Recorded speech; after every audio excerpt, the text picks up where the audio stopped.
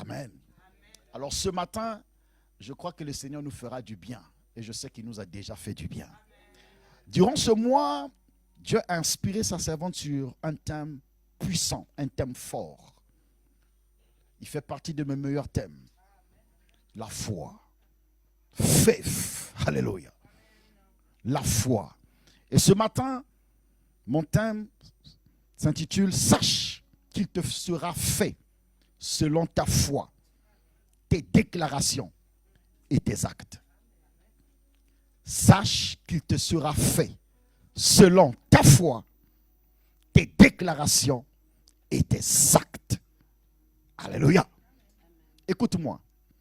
À compter de ce matin, je prie le ciel que ta vision, ta perception de la vie et du monde change.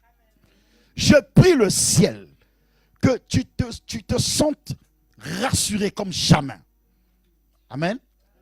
Que ce matin que quelque chose bouge mais de l'avant. Que ce matin que tu sois révolté, révolutionné. Que ce matin que les voiles tombent et que tu te rendes compte que tu es véritablement une personne bénie de Dieu.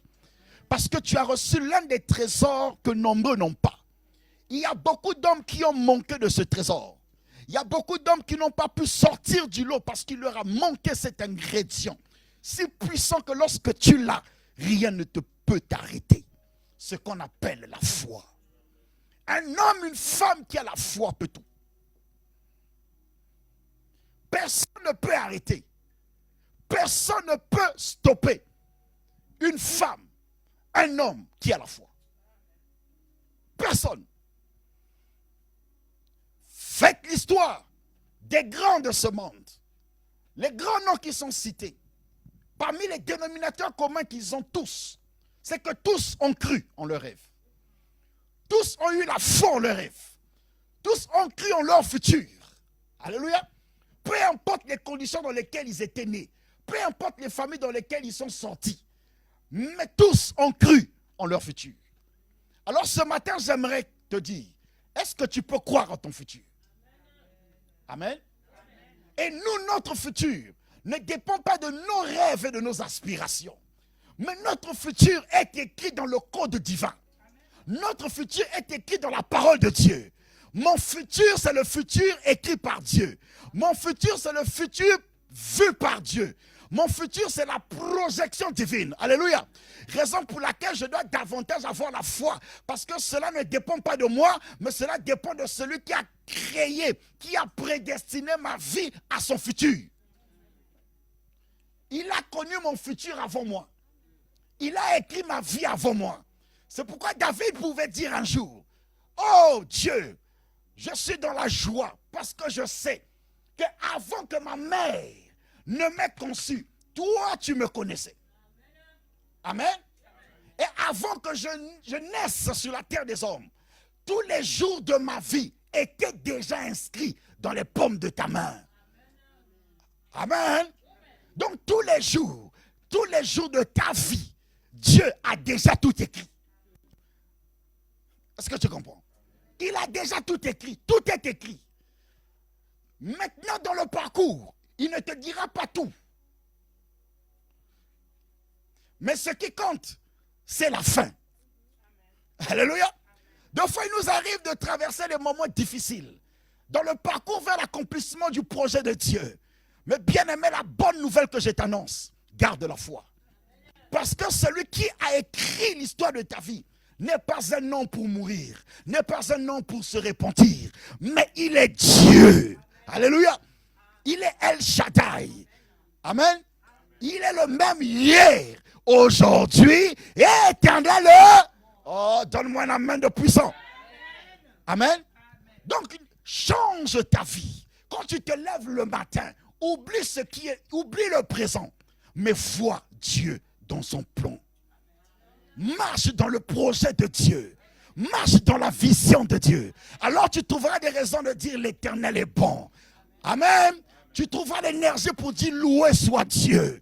Même si ce matin je n'ai que le pain et que les autres ont du caviar, mais cela ne m'arrêtera pas à louer Dieu. Même si ce matin je suis à pied et que je n'ai pas ma limousine, cela ne m'arrêtera pas à louer Dieu. Parce que celui qui a la limousine aujourd'hui, hier il était à pied comme moi. Alors je garderai la foi et je marcherai avec assurance parce que mon lendemain est glorieux.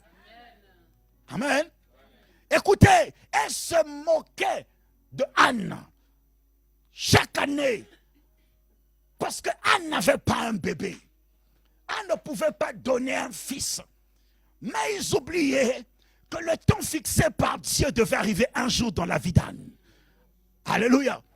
Et lorsque le temps de la visitation divine est arrivé dans la vie d'Anne, c'est que l'enfant que Anne a porté, oh mon Dieu, mon roi, n'a pas été n'importe qui.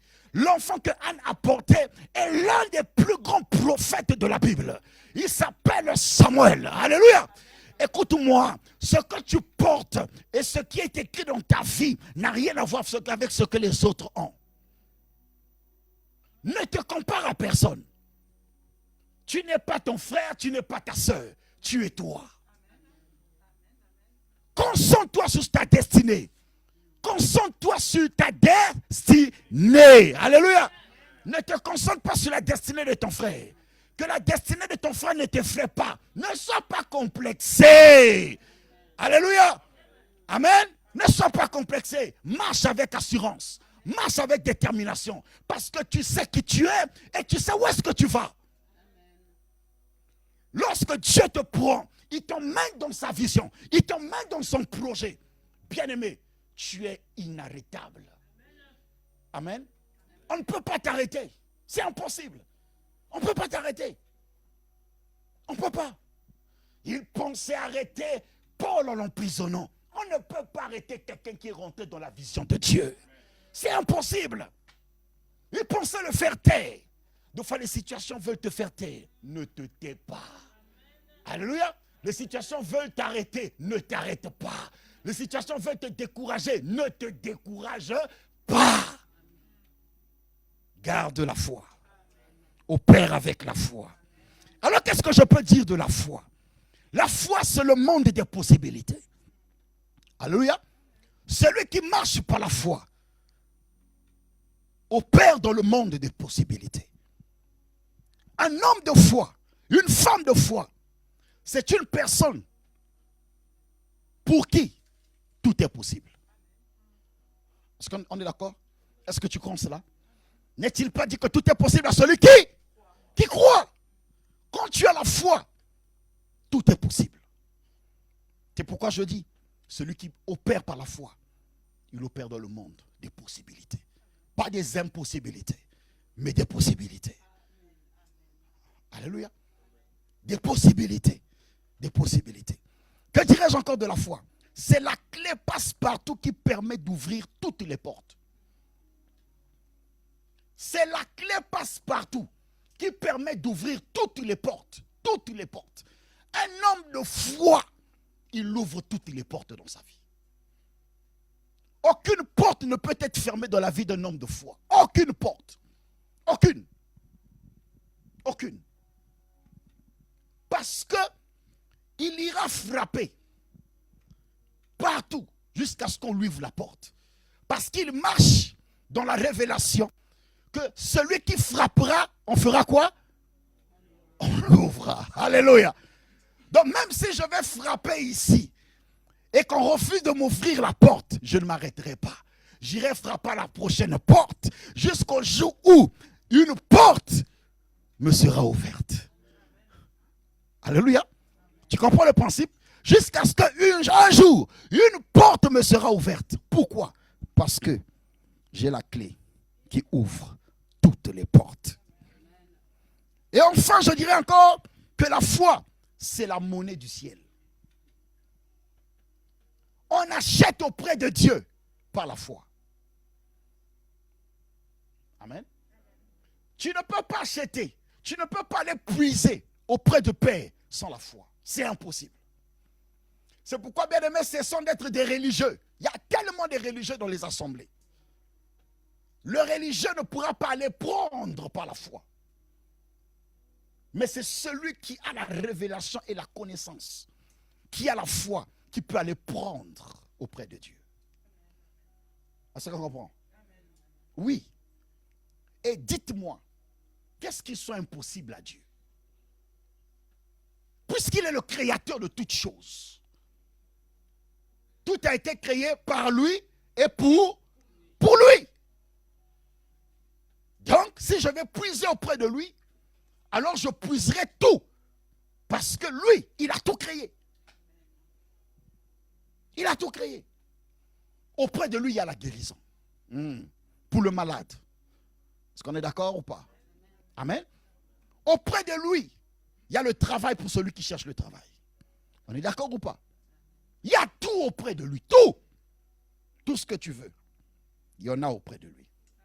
Et seulement la foi. Vas-y. Et n'aie pas peur que personne ne t'arrête. Alors en premier, j'aimerais te dire ceci. Dieu agit dans la vie du croyant par sa foi. Amen. Dieu agit dans la vie du croyant par sa foi. Nous allons lire notre premier texte, donc 2 Rois 6, le verset 1 à 7. Une merveilleuse histoire. Parmi les histoires que j'aime dans la Bible. La Bible dit ceci. Les fils des prophètes dirent à Élisée, voici le lieu où nous sommes assis devant toi. Est trop étroit pour nous. Oh Seigneur, regarde le lieu où nous nous tenons actuellement. C'est trop petit pour nous. Vas-y. Allons jusqu'au Jourdain. Nous prendrons là chacun une poutre et nous nous y ferons un lieu d'habitation. Élisée répondit, allez. Suivez, hein? Élisée répondit quoi? Allez. Et l'un d'eux dit, ils étaient plusieurs, mais parmi eux, voici un homme révélé. Et l'un d'eux dit, consens à venir avec tes serviteurs. Là, c'est Élisée qui répond. Il répondit, j'irai. Il partit donc avec eux. Arrivé au Jourdain, ils coupèrent du bois. Et comme l'un d'eux abattait une poutre, abattait une poutre, le fer tomba dans l'eau. Il s'écria, ah mon Seigneur, il était emprunté. Ce n'était pas moi, je l'avais emprunté, j'aurais des soucis. Le trouble a commencé. L'homme de Dieu dit, où est-il tombé? Et il montra la place. Alors Élisée coupa un morceau de bois, le jeta à la même place et il fit surnager le fer. Oh mon Dieu. Puis il dit, enlève-le. Et il avança la main et le... Alléluia. Ça, ce sont les bonnes choses. Alléluia. Il sort à un endroit, il trouve que l'endroit est petit. Ils disent que nous devons faire un mouvement pour trouver un endroit plus spacieux. Il décide d'aller alors chercher du bois pour construire des tentes. Il dit, allez-y, moi je vous attends. Mais voici un homme d'esprit, un homme qui a la sagesse d'en haut. Vous comprenez? Quand tu as la sagesse d'en haut, tu prendras les bonnes décisions, tu auras les bonnes initiatives. Il se rend compte, il dit, mais attends, nous on va aller chercher du bois. On va laisser Élisée. C'est un risque pour nous. Vous savez pourquoi? Parce qu'en allant chercher le bois, il pouvait rencontrer l'adversité. Qui était Élisée? Élisée était un homme de Dieu. Qui était Élisée? Élisée était loin de Dieu. Et il savait qu'avec la présence de loin de Dieu, face à toute adversité, Dieu peut agir. Dieu peut nous délivrer. La solution peut être trouvée. C'est pourquoi il dit, on ne peut pas partir sans Élisée. Oh mon frère, ne pars jamais vers des conquêtes sans Dieu. Élisée là, c'est l'image de Dieu. C'est l'image de Dieu. Alléluia. Ne bouge pas sans Dieu. Agis avec Dieu. Marche avec Dieu. Alléluia. Parce que chemin faisant, sûrement, tu arriveras à un point où tu auras besoin de lui.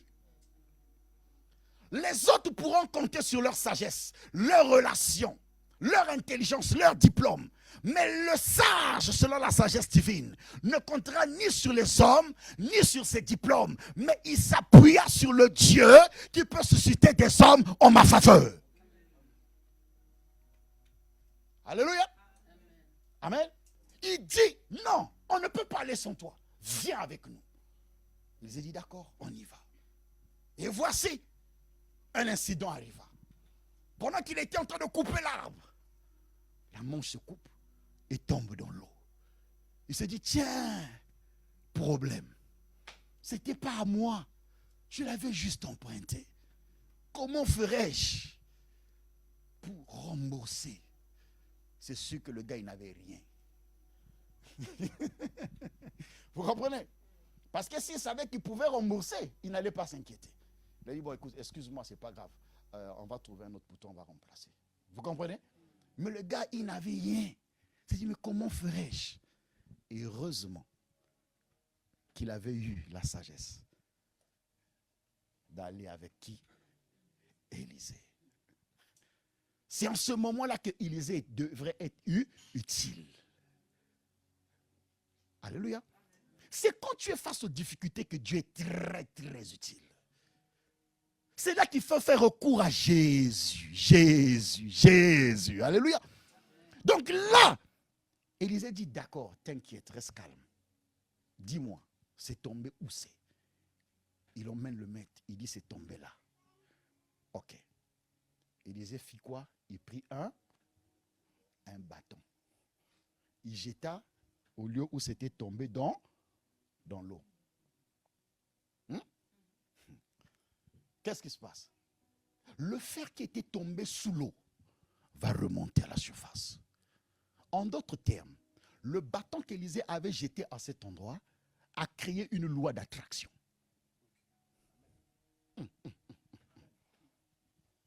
Ça a créé une loi d'attraction. Ça a attiré le fer. Mais il y a des physiciens ici. Dites-moi, selon la physique, est-ce que cette loi existe? Hein? Est-ce que le bois attire le fer? C'est le fer l'aimant est attiré par le métal. Il fallait Élisée pour briser les lois naturelles. Il fallait Dieu, un homme spirituel, un homme qui a la foi, qui marche avec Dieu. Il brise toutes les lois. Marche avec la foi. La foi va renverser toutes les lois. Là où les hommes diront ce n'est pas possible, à cause de la foi, tout devient possible. Pour eux, c'était impossible. Mais comme Élisée savait que lui, il était loin, et avec Dieu, on brise toutes les lois. Mon Dieu, mon roi. La loi était brisée. Il dit, jette le bâton. Il a jeté le bâton. À la surface, ça remonte. Ils étaient dépassés. Il dit, vas-y, prends-le. Il a récupéré le fer.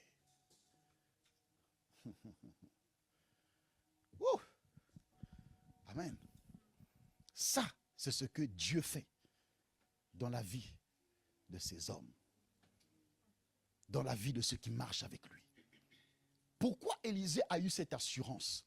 Parce que Élisée n'était pas un religieux. Élisée était quelqu'un qui connaissait Dieu. Élisée était porteur de l'onction de Dieu. Élisée était prophète de Dieu. Et Élisée n'était pas ignorant de son état, du pouvoir qu'il avait. On comprend? Il savait qu'il avait le pouvoir d'opérer le miracle. Un homme de foi, c'est celui qui croit que le miracle est possible. Vous comprenez? C'est celui qui croit que le miracle est possible. Élisée savait que là, c'était possible. En prenant le bâton, en jetant au même endroit, il savait que par sa foi, il devait créer une nouvelle loi.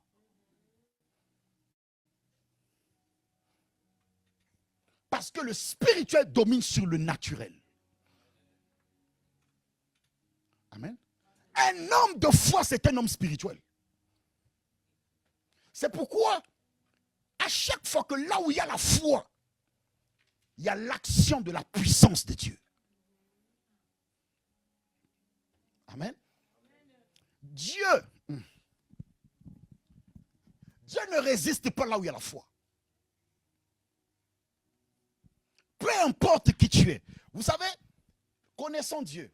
Aujourd'hui, nous commettons une erreur dans notre marche de la foi. On croit que Dieu est chrétien.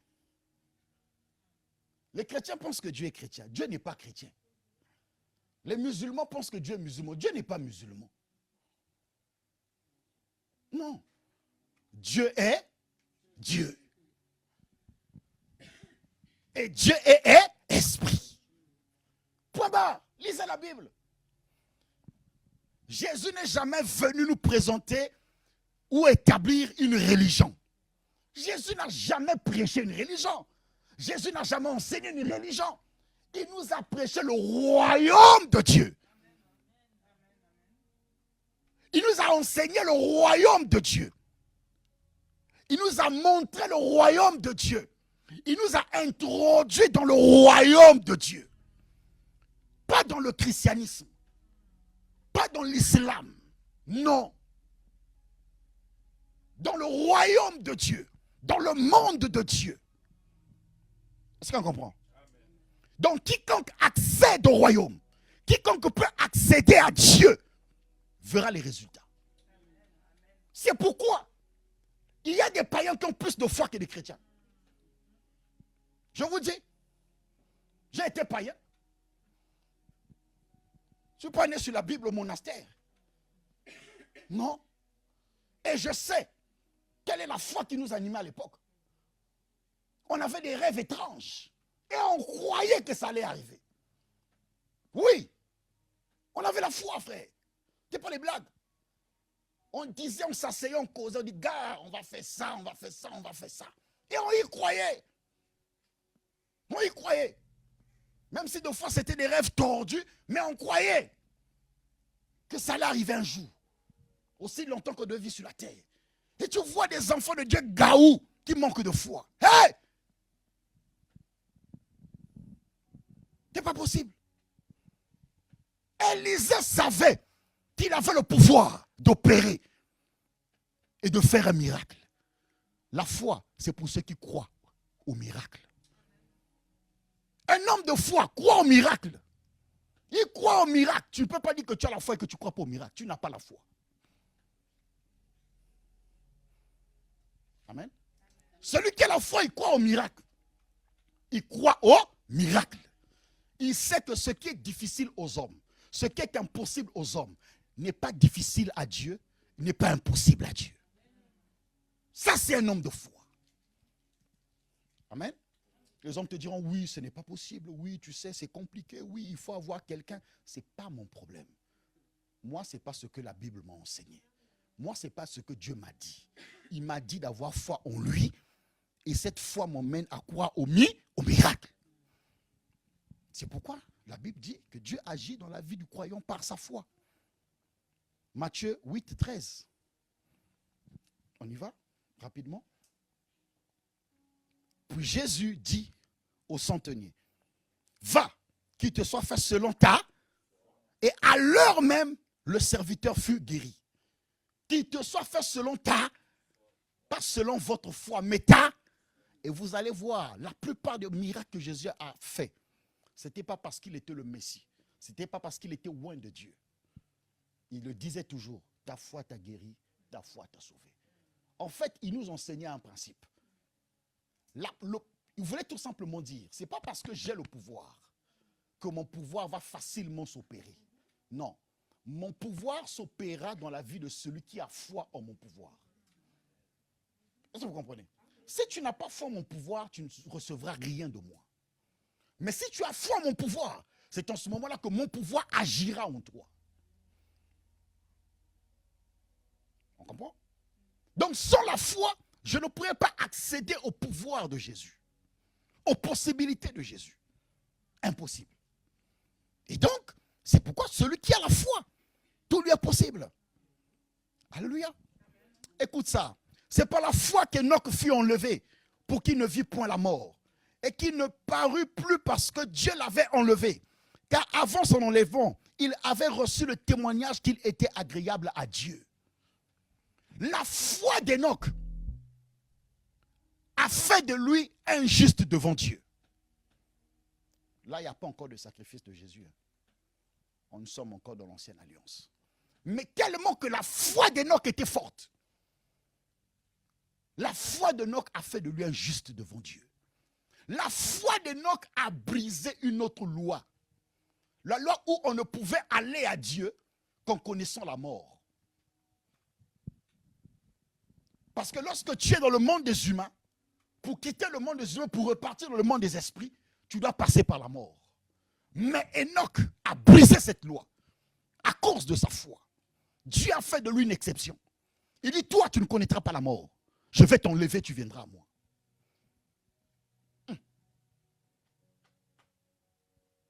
Amen. La foi d'Enoch a obligé Dieu de prendre une nouvelle loi.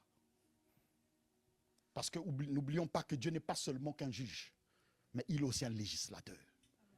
Il a le pouvoir de prendre des nouvelles lois. Alléluia. Dieu peut toujours prendre des nouvelles lois.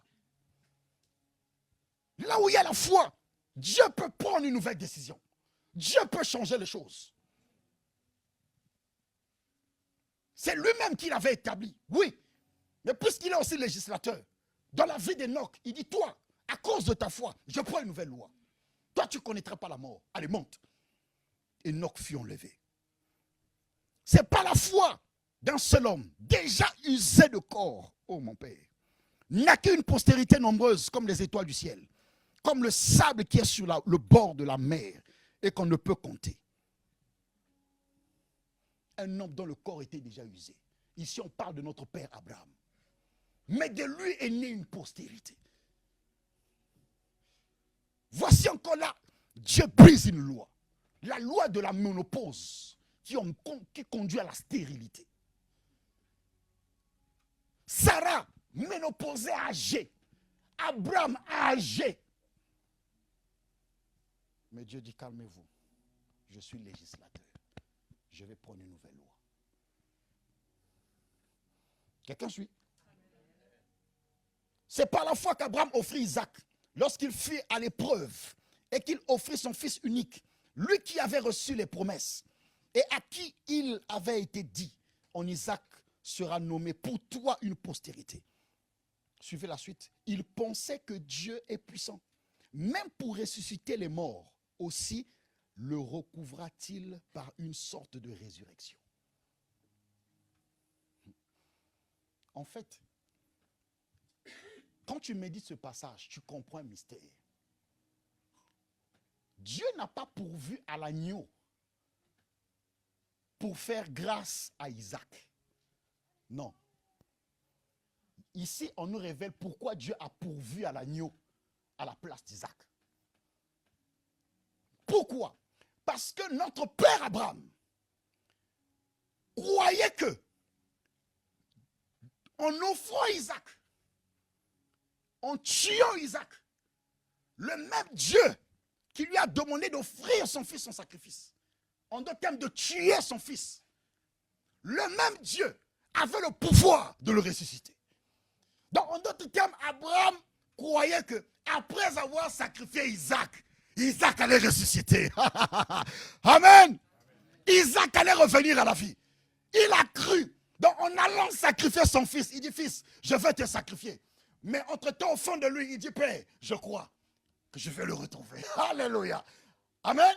Et là, quand Dieu voit ça, il dit, mince, il m'a eu. Parce que là où il y a la foi, Dieu agit. Dieu agit. Et ça, les hommes ne le voyaient pas. Ça se passait dans le cœur d'Abraham. Il dit, je vais te sacrifier mon fils. Mais au fond de lui, il dit, Dieu, tu me l'as donné pendant que mon corps était usé. Je crois que tu as le pouvoir de me le redonner. Je retrouverai mon Isaac. Il allait avec cette foi. J'obéis. Mais en même temps, il dit, moi j'obéis. Mais le Isaac que je t'offre là, je ne le perdrai pas. Je le retrouverai. Et là, Dieu a été pris au piège, entre guillemets. Il dit, il m'a eu. C'est pourquoi quand il arrive, quand il est prêt à sacrifier le fils, il dit, stop. Tu l'as déjà, tu l'as déjà ressuscité. Tu l'as déjà ramené à toi. Parce que dans ton cœur, tu m'as dit, je vais retrouver mon fils. même si je veux le sacrifier, mais je crois, mon Père, tu me le restitueras. Je n'irai pas vers Sarah pour lui dire, j'étais trompé, j'étais caché, je suis allé, non pas seulement pour adorer Dieu sans rien, mais j'étais allé en fait sacrifier notre fils. Je refuse de dire cela à Sarah. Je repartirai avec Isaac et j'expliquerai à Sarah, lorsque nous étions allés pour adorer, je t'avais caché en secret. Je ne t'avais pas dit que j'allais sacrifier notre unique fils. Mais Dieu, dans sa grâce, il a entendu ma foi. Il a pourvu un agneau. C'est pourquoi il est dit de lui qu'il est elle, Jireh, l'Éternel qui pourvoit. Quelqu'un comprend ça? Oui. My God. La foi restitue. La foi peut ramener ce qui était perdu. Tu peux retrouver ce que tu avais perdu par la foi. C'est pourquoi mon patriarche Jacob, non, mon patriarche Job a dit, l'Éternel a donné, l'Éternel a repris. Amen. Pourquoi?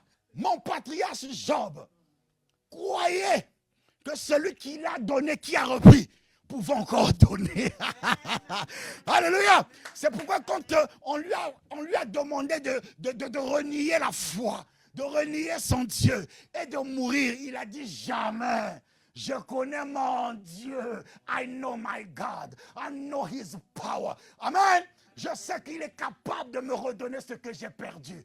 Et il dit, écoutez, taisez-vous. Je sais. I know my redeemer live. Alléluia. Je sais que mon Rédempteur est. Ah, taisez-vous. Amen. Je sais qu'il est vivant. Je sais qu'il est vivant. Je sais qu'il est vivant. Je sais qu'il me redonnera mes enfants. Je sais qu'il me redonnera ma gloire. Je sais qu'il me redonnera ma santé. Je sais qu'il est vivant. Laissez-moi tranquille. Je ne vous écouterai pas. J'écoute mon Dieu. Et après, il a retrouvé ses enfants. Et après, il a retrouvé sa santé. Et après, il a retrouvé sa gloire. Oh, tout est possible à celui qui croit. Il te sera fait selon ta foi. Ne l'oublie pas. Ne l'oublie jamais. C'est par la foi que Nokateboy transforma un coin perdu de Lagos en une cité et une méga church. C'est par la foi que David Oyedepo quitta les États-Unis pour Lagos et il construisit l'une des plus grandes fortunes d'Afrique. Alors que personne ne pouvait rêver, dans un coin perdu de Lagos, une brousse, où personne n'avait un rêve à cette époque. Mais il y a eu un homme qui ne marche pas à la dimension des hommes, mais un homme spirituel qui marche dans la foi. Il a eu un rêve. Il a vu en cet endroit qu'il pouvait naître une méga church et qu'il pouvait naître une méga cité. On l'appelle Enoch Adeboye. Il est le père au Nigeria des méga church. Il est le père au Nigeria des cités chrétiennes. C'est pourquoi il est respecté. Comment tu peux aller dans un coin abandonné, dans une forêt, et rêver? Comment? Adeboye voyait ce que les autres ne voyaient pas. Il a cru que ça allait arriver. Il est allé. Il dit, on y va les gars. On y va. Et quelques années plus tard, ils ont dit, waouh, quelle foi. Et aujourd'hui, il est le modèle de plusieurs générations. Amen. C'est ça. Voici encore un homme de foi. Il était aux États-Unis. Il entend la voix de Dieu, il obéit à la voix de Dieu. Il rentre à Lagos. Il a des problèmes avec tout le monde, incompris de tout le monde. Il dit, mais comment, qu'est-ce que tu reviens faire ici? Il dit, calmez-vous. Je sais où je pars. Mais aujourd'hui, qui ne connaît pas Oyedepo? Alléluia. Aujourd'hui, ceux qui l'ont critiqué se prosternent. Ils ont dit, toi, tu es une exception. Amen. Parce qu'il avait la foi. Il a cru. Amen. 2. Les déclarations de foi contraignent le ciel à agir en faveur du croyant. Amen. Marc 11, verset 23. Mon Dieu, mon roi. Je vous le dis en vérité, si quelqu'un dit à cette montagne, ôte-toi de là et jette-toi dans la mer, et s'il ne doute point en son cœur, mais croit que ce qu'il dit arrive, il le verra s'accomplir. Ok? En vérité, je te le dis. Vous savez, quand vous voyez cette signature-là, en vérité, il faut t'asseoir et bien comprendre ça. Vous comprenez? Ça veut dire que ça là, c'est de l'absolu. Vous comprenez? C'est de l'absolu. Ce n'est pas de fiction, c'est de l'absolu. Il dit en vérité, écoute ce que je te dis en vérité. Si quelqu'un dit à cette montagne, si quelqu'un dit à cette, si quelqu'un dit à cette, ça veut dire quoi? S'il y a une montagne, pour que la montagne se déplace, ce n'est pas en pleurant. On est ensemble? Il dit, c'est pas que quand tu es face à la montagne, pleure. Face à la montagne, arrête-toi. Non. Il dit, si quelqu'un est face à une montagne et qui dit à la montagne, ok? En d'autres termes, il dit ceci, quelle que soit la montagne qui se dressera en face de toi, tu peux la déplacer. En faisant deux choses. Premièrement, en ayant la foi qu'elle peut se déplacer. Deuxièmement, il faut parler à la montagne. Un homme de foi parle. Un homme de foi n'a pas peur de parler. Amen. Il faut parler. Parce que c'est quand tu confesses que les choses arrivent. Quand tu as la foi, tu n'as pas peur. Tu parles parce que tu as la conviction que ça arrivera. Oh non, on va arrêter ton rêve. Oh non, on va arrêter le rêve de qui? Alléluia.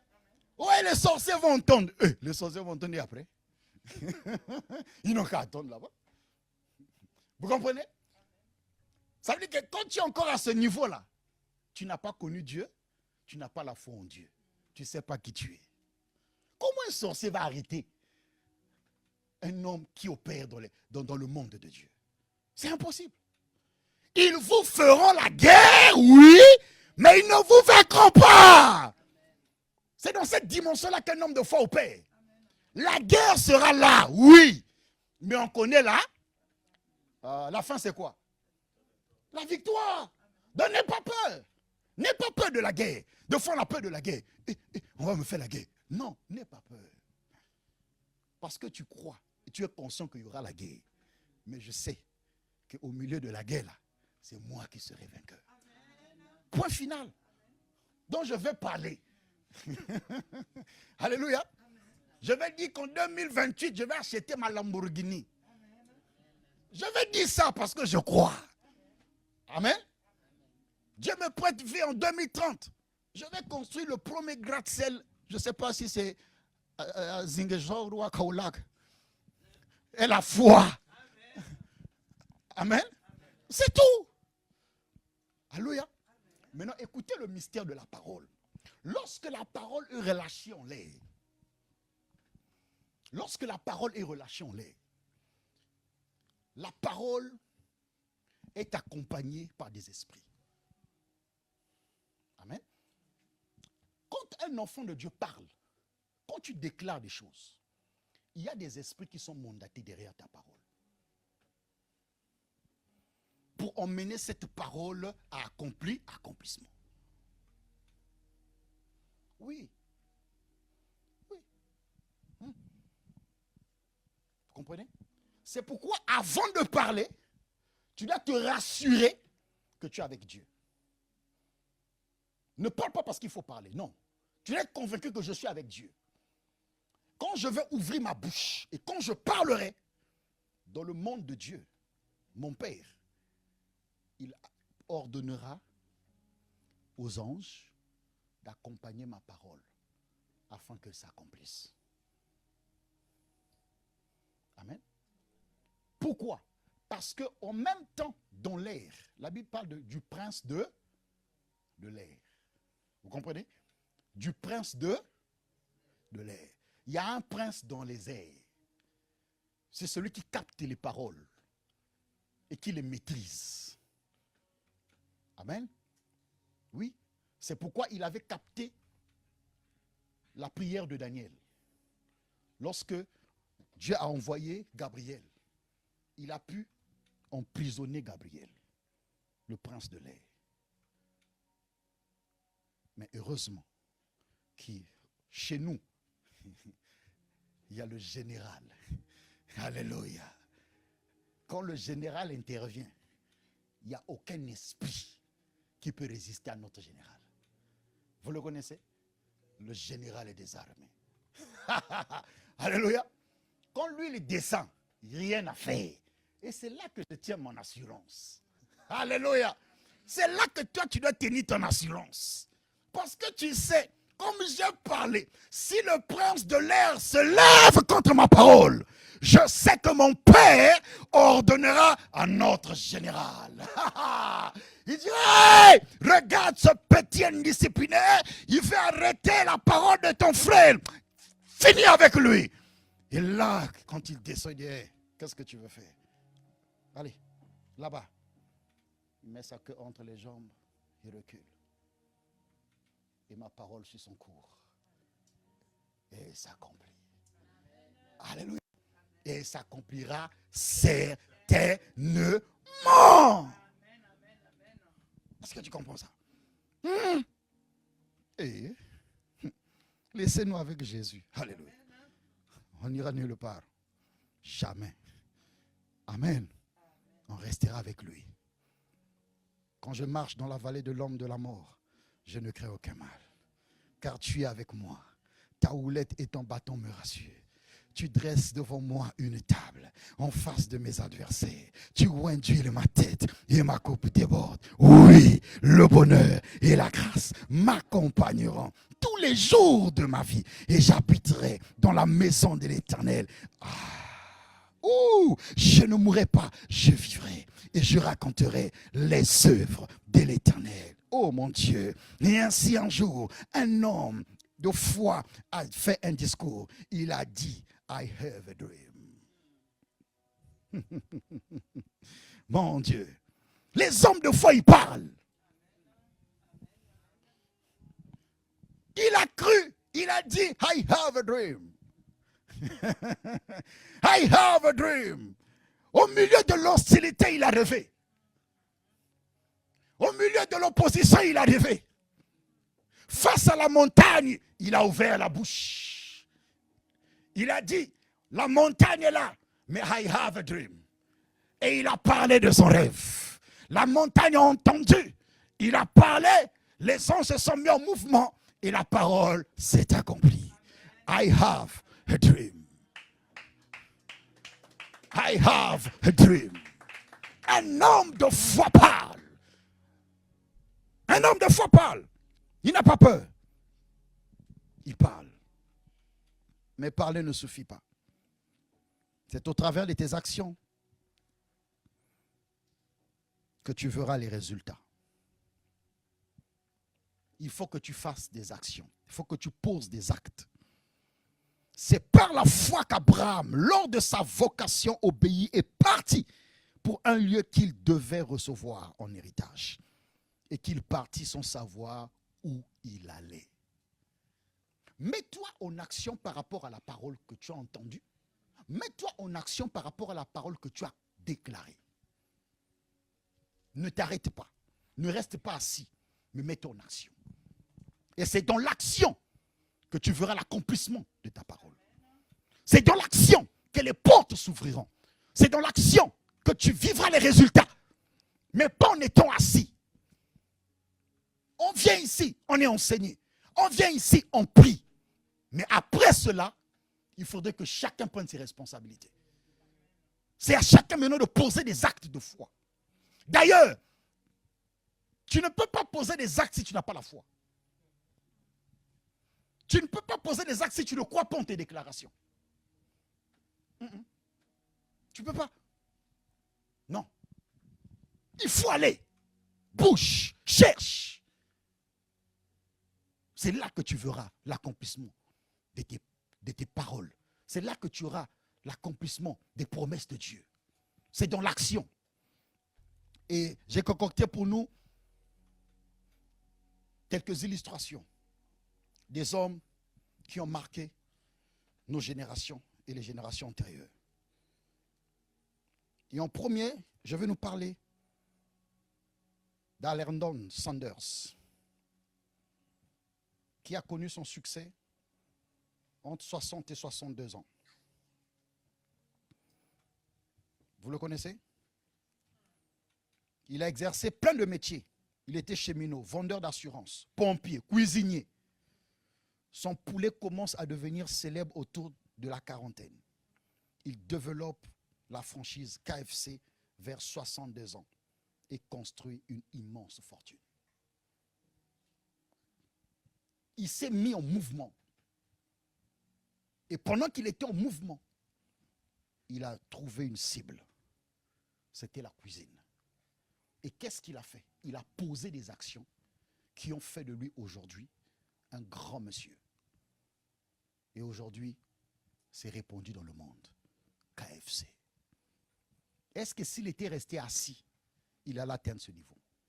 Non. Pose des actions. Quel que soit ton âge. Oui. Quelqu'un qui m'entend, ce n'est pas parce que tu as 60 ans que tu dois arrêter de rêver. Non, même à 60 ans, tu peux réaliser ton rêve. N'aie pas peur, ne te dis pas qu'il est trop tard. Il n'y a jamais eu de trop tard dans la vie des hommes et des femmes de foi. Jamais. Je vais nous parler de Ray Kroc.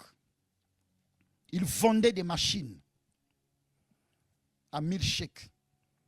À 52 ans, il prend le contrôle du système McDonald's et le transforme en empire mondial. Ray Kroc.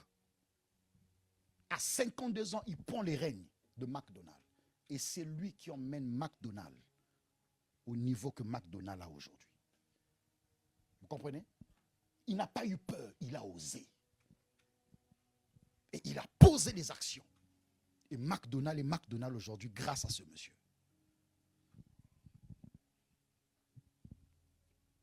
Mark Zuckerberg, riche vers 23 ans, crée Facebook à 19 ans avec des camarades, devient millionnaire autour de 22 ans, devient milliardaire vers 23 ans, après la croissance de Facebook. Il n'y a pas d'âge. Tout dépend des actions que tu poses. Que personne n'est impressionné, oh, tu es trop jeune. Il n'y a pas question de trop jeune. Je crois, je fonce. Point barre. Il avait 19 ans. Il a foncé. Jack Ma. Qui connaît Jack Ma? Réussite pratiquement à 40 ans. Il a connu plusieurs refus professionnels. Crée Alibaba Group à 35 ans. Alibaba Group, c'est la première plateforme de vente en ligne. C'est lui qui a commencé ça. C'est le père de la vente en ligne. Jack Ma. Sa fortune arrive surtout dans sa quarantaine. Il a connu, j'ai suivi les documentaires sur lui, beaucoup d'échecs. Moi, c'était mon petit à sa place, j'aurais tout arrêté. Rejeté partout où il allait. Vous ne voulez pas de moi? Ce n'est pas grave. Je créerai Alibaba. Et quand je créerai Alibaba, vous viendrez à mon bureau. Jack, comment? Ah ouais, toi tu m'avais... Hein? Non, mais excuse-moi, tu sais, à cette époque, on ne pouvait pas, tu vois, gna, gna, gna. Bon, c'est pas grave. Mais ça m'a aidé. Au moins, ça m'a permis d'être ce que je suis. Parce que j'ai trouvé en ça un moyen, de l'énergie, pour me construire. Amen. Cela ne m'a pas détruit. Non. Ne te laisse pas détruire. Jamais. Mais garde la foi. Avance. Que l'Éternel te bénisse. Que l'Éternel bénisse ta vie.